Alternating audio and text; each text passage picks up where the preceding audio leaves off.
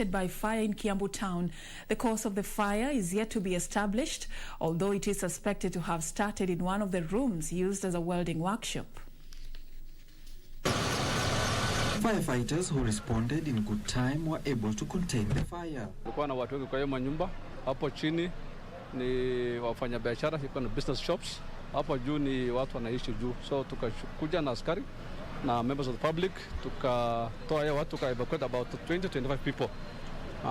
Nobody was hurt, everybody was safe, and we have contained fire. So everything, there's no cause of alarm, everything is well, we have managed, and nobody was hurt. County Enforcement Officer Felix Kagere has said there is need for Kiambu residents to always have the all-important fire emergency telephone numbers. Moto imetoka pale 4th floor na tumesikia kiini chake kimetoka na mtu alikuwa anafanya welding.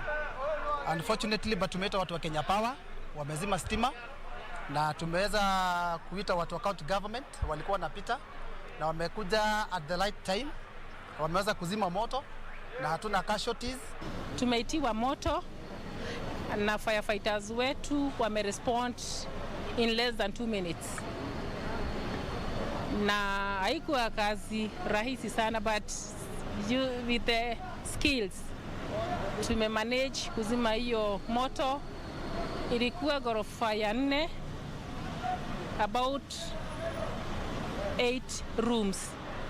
Zenye zimekuwa destroyed sana ni 4, but we have managed. Kiambu officer in charge of fire engines, Susan Wanjiru Chengesa, has said it is cumbersome to put off fire in some buildings whose construction does not adhere to prescribed rules and regulations meant to ease access in case of emergencies. Now moving on from